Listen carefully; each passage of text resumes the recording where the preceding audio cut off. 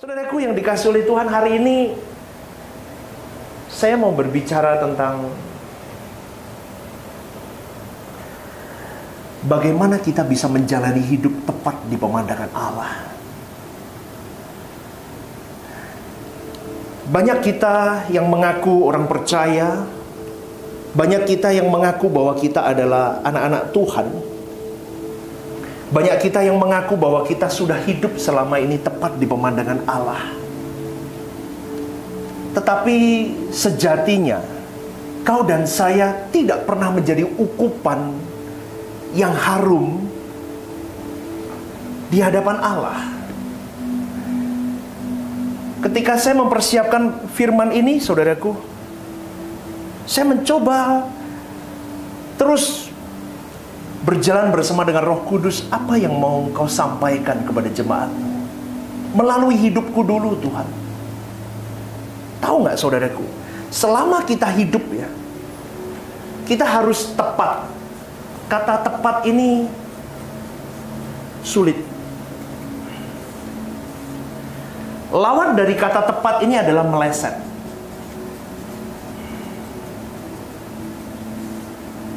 Hamartia dalam bahasa Yunani.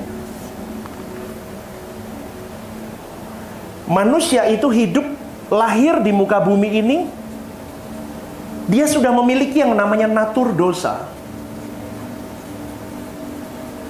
Tanpa dilatih, tanpa diajarin, manusia, seorang anak kecil, bisa bersikap, berpikir, dan berperilaku yang meleset. Betul nggak, saudaraku? Tanpa diajarin.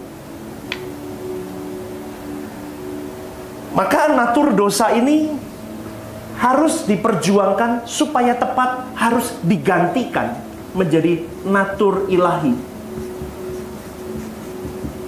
atau kodrat ilahi, yang biasa sering saya gunakan kalimat kodrat ilahi. Saudaraku yang dikasihi oleh Tuhan, perjuangan mengenakan kodrat ilahi ini tidak mudah, karena kita tidak hidup sendirian menyendiri di gua-gua, atau kita tidak bermasyarakat. Kita tidak sendirian, betul nggak, saudaraku? Kita hidup berdampingan dengan banyak orang. Kita hidup bersama dengan banyak model manusia yang sama-sama meleset. Jadi ketika manusia yang meleset dengan manusia yang meleset berkumpul menjadi satu, maka terjadi kemelesetan yang begitu banyak. Dan di dalam kemelesetan demi kemelesetan, saudaraku, nih ya contoh manusia berkumpul begini. Di dalamnya hanyalah saling menyakiti. Betul? Saling secara tidak langsung, mereka tidak punya rencana menyakiti. Tetapi di dalam manusia yang meleset ini, mereka akan saling melukai secara tidak langsung. Maka pagi hari ini, saudaraku, saya teringat dengan kalimat di dalam firman Tuhan dalam Matius 5 ayat 38 sampai 39. Firman Tuhan berkata dengan jelas begini. Kamu telah mendengar firman, mata ganti mata dan gigi ganti gigi. Tetapi aku berkata kepadamu, janganlah kamu melawan orang yang berbuat jahat kepadamu, melainkan siapapun yang menampar pipi kananmu, berilah juga kepadanya pipi kirimu. Firman Tuhan kembali berkata, ampunilah kami seperti kami mengampuni orang yang bersalah kepada kami. Itu diajarkan dalam doa Bapa kami. Ini mengindikasikan, saudaraku, sebuah kemutlakan. Kalau engkau mau tepat, hari ini kita masih banyak kemelesetan dan orang di sekitar kita juga masih banyak yang meleset. Tetapi satu ajaran yang Tuhan titipkan, itu kalimat perintah. Dunia memberi syarat untuk mengampuni, tetapi Tuhan pun memberi syarat, yaitu syaratnya apa? Tanpa syarat mengampuni orang. Halo? Kalau dunia punya syarat mengampuni orang, Orang melukai ada syaratnya, ku ampuni dirimu. Tapi Tuhan mengajarkan syaratnya satu, tidak ada syarat. Mengampuni tanpa syarat. Katakan amin, saudaraku. Kalau kita berjuang ikut apa yang diperintahkan Tuhan, yang diajarkan Tuhan Yesus di dalam doa Bapa kami, maka lama-kelamaan kita bisa hidup tepat. Karena kebencian, sakit hati, luka, trauma, itu semua yang akan membuat dirimu dan diriku terus masuk di dalam kemelesetan, dan kemelesetan tidak pernah tepat. Ikut Tuhan itu kuncinya ada 2 poin, saudaraku. Yang pertama, kau harus hidup suci. Itu tidak boleh ditawar. Kalau hidup suci tapi engkau tidak berani mematikan natur dosamu, kau ubah dengan natur ilahi. Artinya apa? Kau tidak berani all out ikut firman Tuhan. Jangan kamu melawan orang yang berbuat jahat kepadamu. Orang yang hidup suci, saudaraku, dia akan berjuang menghidupkan, mengenakan firman ini dalam hidupnya. Dan perjuangan itu sakit. Tapi kalau orang bisa berjuang hidup suci, orang nyakitin, mikirmu jangan netting. Bahasa kerennya netting. Negative thinking. Jangan. Take the positive side. Kalau kau tahu kebenaran ini, maka kau ambil alih keadaan itu. Kau bukan hancur dengan keadaan itu. Ketika orang menyalahpahamimu, kau ambil dengan side yang daripada Tuhan, mengenakan kodrat ilahi. Orang ini sakit, aku harus bantu dia. Oke, saudaraku, mengikuti. Jangan kau ikut dalam peran sakit hati ini. Kau tenggelam, kau meleset.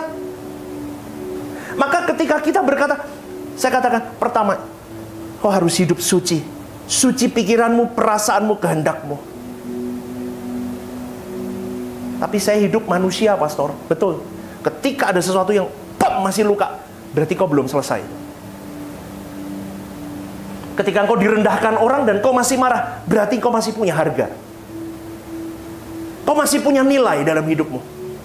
Kalau kau disakitin orang dari belakang, kau diomongin orang dari belakang, dan kau masih merasa sakit, berarti kau masih punya nilai.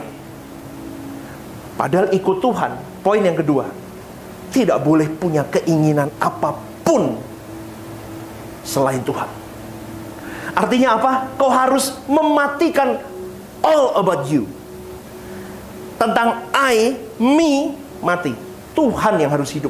Jadi, kalau orang mau tepat di pemandangan Allah, ketika dia berkomunitas dengan banyak orang, ketika ada failure di dalam komunitasmu, ada sesuatu yang menyerangmu dari belakang, menama baikmu dan sebagainya, kalau kau masih ada gejolak di hatimu, kau belum selesai dengan hidupmu. Karena Tuhan sendiri yang berkata bahwa hidup di dalam komunitas pasti, secara tidak langsung kita pasti akan ditabrak atau menabrak orang. Ini mengindikasikan dari kalimat-kalimat firman Tuhan ini bahwa kau dan saya ketika berkomunitas, hidup, bersosialisasi, kita harus mengampuni orang yang bersalah. Katakan amin, saudaraku. Katakan amin, saudaraku. Itu sulit, tapi ini adalah perintah Tuhan. Dan pengampunan yang daripada Tuhan harus tanpa syarat. Mengampuni tanpa syarat itu punya beberapa makna sebetulnya. Yang pertama, tidak perlu menunggu orang meminta maaf kepada kita terlebih dahulu baru kita mengampuni. Seringkali seseorang mengampuni dengan syarat orang yang bersalah itu harus minta maaf dulu sama kita. Belum lagi kita punya cara-cara tertentu. Harusnya begini, kalau kau tidak lakukan itu kepadaku, aku tidak akan mengampunimu. Itu berarti masih bersyarat. Pengampunan di dalam standar kekristenan, saudaraku, tidak memandang Apakah orang itu meminta maaf terlebih dahulu atau tidak? Tidak dipandang. Kita mengampuni karena keberadaan kita sudah diampuni oleh Tuhan. Sehingga kalau keberadaan kita sudah diampuni oleh Tuhan, keberadaan kita sudah diubahkan oleh Tuhan, paradigma kita diubahkan dari natur dosa aku berjuang natur ilahi, maka tidak mungkin untuk kita tidak mengampuni. Sulit untuk kita tidak mengampuni. Katakan amin, saudaraku. Ini perjuangan yang harus kita garap dalam hidup kita. Dan ini sulit. Saya ngomong begini pun berderai air mata kadang. Kalau kita bisa berkata dalam hati kita, mustahil pastor. Firman Tuhan berkata, tidak ada yang mustahil bagi Halo? Tidak ada yang mustahil bagi Allah. Kalau kita mau digarap, kita mau berubah, kita ada perjuangan di sini. Ini satu kalimat, respon dan perjuangan. Respon atau perjuangan.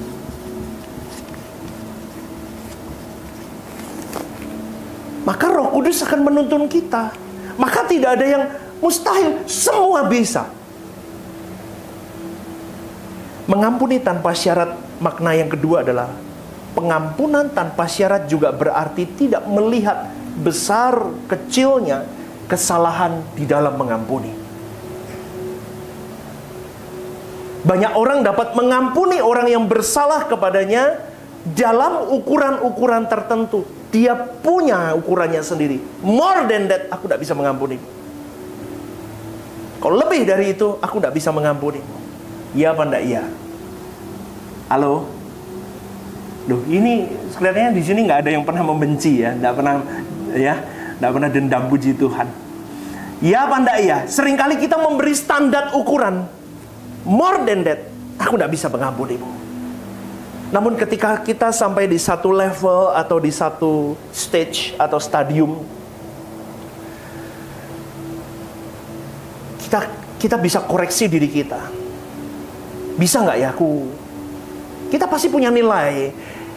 Seperti yang waktu saya ajarkan hati nurani, kita punya price list, harga diri. Maka orang lihat ya, yang terikat dengan harga dirinya, dia bisa membeli barang-barang yang menempel dalam tubuhnya ini, di tubuhnya ini, dia taruh nilai di situ. Below dan merek tertentu saya nggak mau pakai. Kalau Anda tahu dalam pengampunan pun sama, Anda taruh di titik ini. Ketika orang melewati ini, kalau bahasa Semarang seringnya kita ngomong kebangetan, ini orang ini dikeyati ngerogoh. Nah, seringnya kan begitu kan. Ini wis tak keyati ngerogoh. Ketika kita punya di titik itu nilai, bisa nggak kita ngampuni? Padahal Tuhan berkata tanpa syarat, nak. Bahkan pada tahap tertentu ada orang yang tidak bisa mengampuni kesalahan orang lain karena kesalahan tersebut sangat melukai dirinya. Sesungguhnya saudaraku, pengampunan yang tanpa syarat itu merujuk kepada kemampuan seseorang untuk melepaskan pengampunan tanpa terhalang besar kecilnya kesalahan yang dilakukan seseorang. Kamu mau melakukan kejahatan kayak apapun dalam hidupku, aku tetap akan mengasihimu dan mengampunimu. Ini tidak akan mungkin terjadi kalau Anda tidak dimatikan setiap hari bersama dengan Tuhan. Firman Tuhan yang benar, firman Tuhan yang sejati itu secara tidak langsung akan terus menggerogoti manusia lamamu. Kau perdengarkan firman itu terus, lama-kelamaan kau mau tidak mau berjuang di situ. Kau punya komunitas yang menyandramu untuk melakukan itu. Maka ketika kau bisa berkata, aku tidak mau mengampuni, ada tuduhan yang begitu kuat yang akhirnya mungkin pertama-tama kita terpaksa melakukan itu. Seperti seorang anak kecil, anak saya misalnya yang kecil, yang Hansel, minta maaf kamu. Nggak mau, minta maaf. Kalau nggak minta maaf, Dedi marah loh. Dia akan nyodorin tangannya, maaf. Tapi hatinya nggak minta maaf. Tapi it's okay, itu langkah pertama. Lama-kelamaan kekristenan kita akan mengerti bahwa kenapa aku harus memaafkan. Tanpa dia minta maaf, aku yang menghampiri dan memaafkan dia. Itu keren, saudaraku. Itu dibutuhkan respon dan perjuangan. Sampai di sini Anda masih mengikuti saya? Berikan tepuk tangan untuk Tuhanmu. Hal ini untuk mengampuni, ya, itu dapat tumbuh dari kesadaran seseorang ketika dia juga membandingkan kesalahannya yang banyak itu sudah dihapus oleh Tuhan Yesus. Makanya saya setiap khotbah saya selalu ngomong, ikuti Tuhan Yesus, ikuti Tuhan Yesus, ikuti Tuhan Yesus. Tuhan Yesus itu tidak hanya luka sakit di fisik, hatinya pun sakit. Kalau boleh dikatakan di penilaian dunia hari itu, Yesus adalah orang yang paling kasihan di zaman itu. Kenapa? Coba, itu belum selesai dia ditinggalkan, murid-muridnya dikhianati, remuk gak hatinya? Dia gak ada siapa-siapa lagi di dunia ini, hanya komunitasnya itu. Hanya 12 orang. Orang yang dia ajar, dia didik, dia ayomi. Petrus meninggalkan, Yudas mengkhianati. Coba bayangin, di momen itu cuman punya 12 orang. 2 orang udah begitu. Itu gak remuk hatinya. Belum lagi dia harus terbeban dengan diseret di pengadilan, di mana dihajar bahkan sampai mati. Tapi lihat closingnya Tuhan Yesus. Ampuni Bapa, karena mereka tidak tahu apa yang mereka perbuat. Kadang kalau kita lihat peri hidup Yesus, saudaraku, malu kita. Malu. Kita baru digores nama baik kita sedikit, kita sudah mencak-mencak gak karuan. Kita udah seakan-akan dunia harus tahu dia Mboceng Li, betul nggak? Halo? Loh, di sini nggak ada, cuman saya dari dulu. Halo? Kalau kita kan begitu, baru tergores kita sudah berkata, kalau bisa, usiarkan berita nasional. Dia Mboceng Li orang ini. Saya mau ajak pada pagi hari ini, setiap kita harus berani mengampuni tanpa syarat. Kepada siapapun dan bagaimanapun mereka memperlakukan kita. Sebesar apapun kesalahan orang kepada kita, kita tidak boleh memperhitungkannya. Dan kita tidak boleh punya niat untuk menghukum mereka balik. Ini keren, saudaraku, kalau kau bisa melakukan ini. Berarti arti pengampunan itu, kau jelas, Bapa, aku menyerahkan penghakiman, penghukuman, atau pembalasan di tangan Tuhan. Itu bukan urusanku lagi. Amin. Amin. Dan kita tidak boleh punya hati atau pikiran atau perasaan yang berkata, aku mengharapkan mereka celaka. Tapi kebenaran ini pagi hari ini membawa kepada kita, remuk tidak remuk di mata manusia itu bukan hal. Percaya omongan saya nih, saudaraku, saya sudah membuktikan berkali-kali. Remuk tidak remukmu di mata manusia itu bukan hal kalau memang kau layak dibela Tuhan. Kau diam, kau bisu, kau tidak pernah mengungkit apapun, dan kau hadapkan hatimu, koreksi hatimu setiap saat di hadapan Tuhan saja. Izinkan Dia yang bertindak atas hidupmu. Kau baik-baik, saudaraku. Kau baik-baik. Sampai di satu titik kita bisa berkata begini, kita tidak usah teriak-teriak minta Tuhan bela. Tapi kalau kau layak, kau berkualifikasi untuk dibela Tuhan, Tuhan akan bela. Terus bagaimana, pastor, kalau 2 orang yang sama-sama takut akan Tuhan, tetapi ada konslet? Tuhan akan didik orang ini, Tuhan akan didik orang ini. Dan saya yakin, saudaraku, di dalam konsletnya ini pun mereka tetap punya kasih, saling mengasihi, saling mendukung, saling mencintai. Percaya nggak? Nggak mungkin. Dan saya yakin, saudaraku, ini ada proses pendewasaan satu dengan yang lain. Ini mendatangkan kebaikan. Tuhan izinkan seringkali. Maka kita harus jaga ini, jangan sampai rusak kita. Biar mereka menjaga posisi mereka juga di hadapan Tuhan. Nanti lihat saudaraku, akan ada breakthrough kalau kita sama-sama saling menjaga di dalam kekudusan, hidup benar. Karena ketika seseorang mengampuni orang yang bersalah kepadanya tanpa syarat, saya kasih tahu saudaraku, sejatinya ia sedang melakukan perbuatan baik. Perbuatan baik yang dimaksud ini tidak sama sekali menggantikan keselamatan dalam Tuhan Yesus, bukan. Ketika seseorang berbuat baik dengan mengampuni tanpa syarat, ini menunjukkan bahwa dia sedang melakukan perbuatan kasih dalam kehidupan manusia itu yang sudah diperbarui di dalam Tuhan. Hidup diperbarui dalam Tuhan itu dimulai ini ya, dimulai dengan satu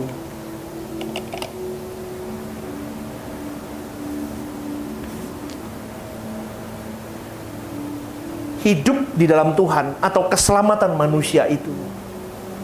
Dari sini bisa tepat, itu dimulai dari salib. Salib adalah satu-satunya, saudaraku, jalan untuk menyelesaikan dosa. Dengan salib maka tersedia pengampunan bagi semua orang percaya. Allah tidak mengampuni tanpa sarana. Allah tidak bisa mengampuni tanpa sarana. Maka ia harus mengorbankan putra tunggalnya, Yesus itu, menjadi korban tebusan bagi engkau dan saya. Tuhan Yesus bisa mengampuni kita karena ada tatanan juga, yaitu ketika ia mati di kayu salib, dia memikul semua dosa-dosa kita. Setelah dia mengorbankan nyawanya, baru anak manusia ini berhak untuk mengampuni. Ada satu yang saya kutip saudaraku, begini. Ketika Tuhan Yesus mati di kayu salib, dia mulai berkata, dosamu telah diampuni. Sebelumnya, sebelum dia mati di kayu salib, sebelum dia mati di kayu salib, dia berkata begini, dosamu telah diampuni, bukan ku ampuni. Tetapi setelah Tuhan Yesus mati di atas kayu salib, dia baru berkata, dosamu telah ku ampuni. Berarti begini, sebelum Tuhan Yesus selesaikan tugasnya di kayu salib, yang menyelamatkan manusia, yang mengampuni dosa manusia, itu adalah Elohim Yahweh.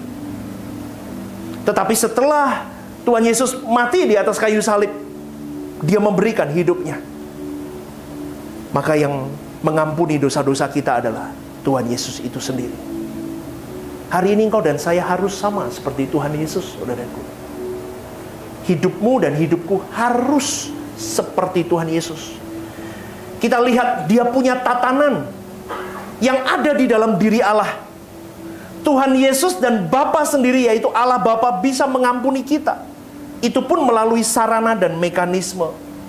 Dulu orang di dalam perjanjian lama membawa binatang korban untuk disembelih, untuk mengampuni dosa.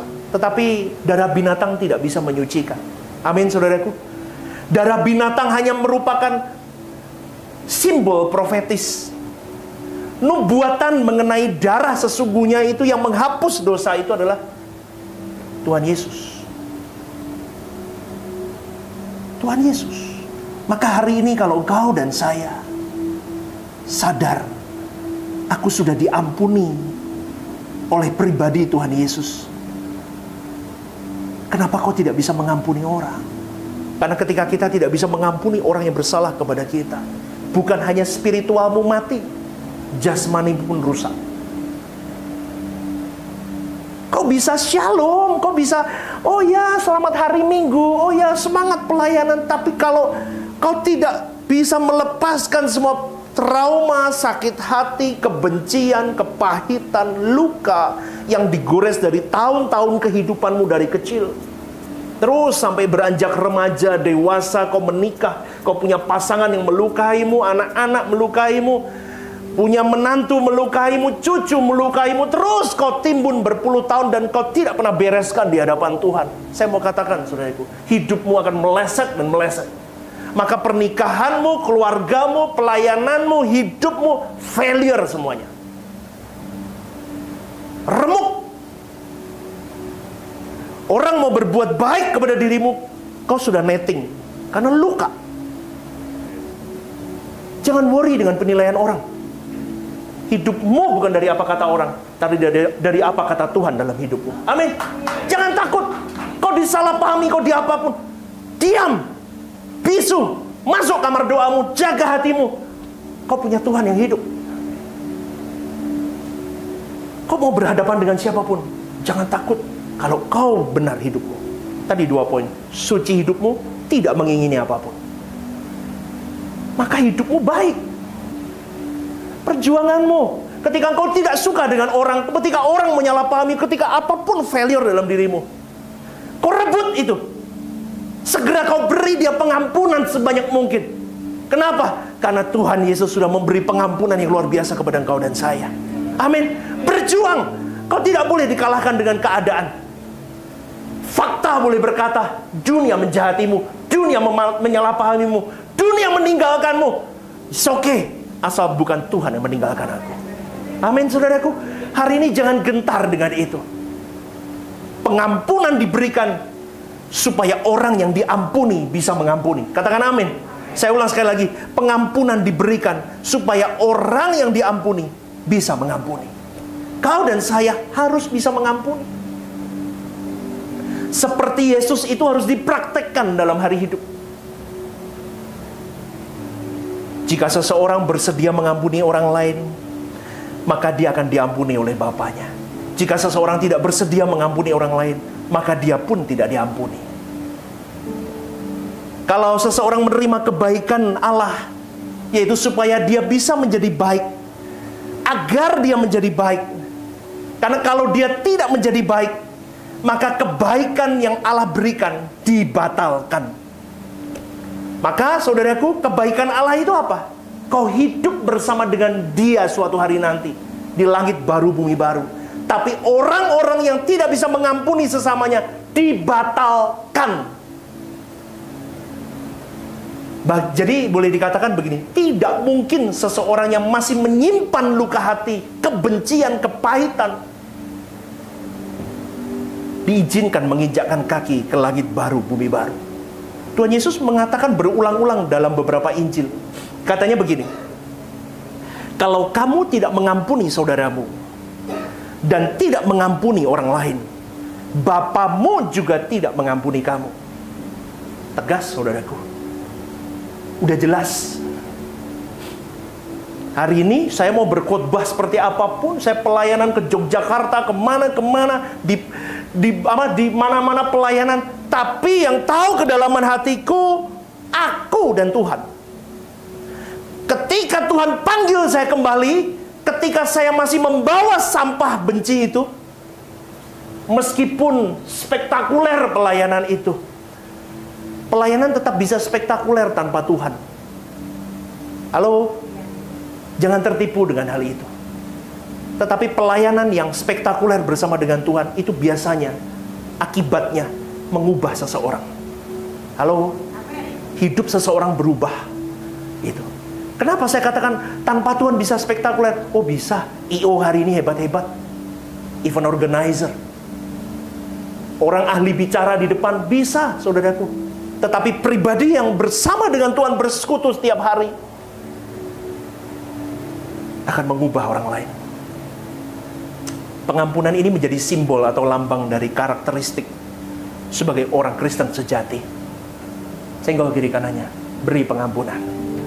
Kebetulan kalau itu membawa pasangan suami istri, dipeluk suamimu, dipeluk istrimu, ampuni aku ya ma. Makanya kemarin couple ministry, nanti kita akan lanjut lagi. Ya, Om Tomo, peluk. Ya, gitu dong. Ya, kita harus berani. Sebelum kita mengampuni dunia, ampuni dirimu dulu. Selesaikan dengan Tuhan. Selesai dirimu beres, ampuni orang-orang dekatmu, pasanganmu, anak-anakmu, menantumu, semua ampuni. Beres, kau baru keluar. Kau ampuni orang lain. Ketika kau bisa mengampuni orang di luar, tidak bisa mengampuni pasanganmu, munafik, saudaraku. Omong kosong. Amin. Jika Allah memiliki karakteristik mengasihi, karakternya Allah mengasihi, mengampuni, maka itu harus dimiliki. Itu mutlak, itu syarat penting. Sebagai orang percaya sebagai pengikut Kristus, sebagai Kristen yang sejati. Karena ketika seseorang mengampuni orang yang bersalah kepadanya tanpa syarat, orang itu sedang mengumpulkan hartanya di surga. Amin. Berikan tepuk tangan. Kita berjuang bersama. Kita mau sungguh-sungguh di hadapan Tuhan. Kalau orang yang menyalahpahamimu, menyakitimu, orang yang levelnya lebih tinggi dari kamu, lebih tinggi lagi, berkatnya lebih banyak, percepatannya lebih banyak, perubahanmu lebih banyak. Bawa perlengkapan perangmu, hadapi Goliatmu. Jalan, Tuhan menyertaimu. Amin. Amin. Hidup harus berubah. Pulang dari tempat ini nggak ada nyimpen benci. Ya, semua. Nanti mertuamu bingung, loh ini kok menantuku berubah ya. Biasanya dicuek-cuekin, sekarang, "Mah, udah makan belum, Mah? Tak beliin ya, Mah." Nggak mau. Mamanya bingung nih, salting mamanya, loh ini kenapa nih? Kesambet apa nih? Kesambet firman yang benar. Amin. Ini orang berubah ya. Kok bisa begitu ya? "Mah, Mama, ini ya, Mama tak kasih uang bulanan ya." Loh, dulu kok pelitnya minta ampun anak ini. Sekarang kok berubah ya? Nah, coba lihat. Orang yang sudah menjahatimu dikontak. Saya itu bertobat karena khotbah bapak rohani saya, Pak Erastus Sabdono. Saya kan ditaplaki muka saya, tahu nggak saudaraku? Hah? Aku baru jadi Kristen sekarang nih. Kau harus jadi Kristen sejati. Hancur hidupmu. Caranya gimana? Seperti Yesus. Kau harus hidup seperti Yesus. Sekarang salibmu bukan pikul salib. Enggak. Pikul salibmu apa sekarang? Matikan dagingmu, matikan harga dirimu, matikan egomu, matikan cita-citamu. Betul, saudaraku. Berjuanglah bersama dengan saya. Amin. Berikan tepuk tanganmu. Mari kita bangkit berdiri.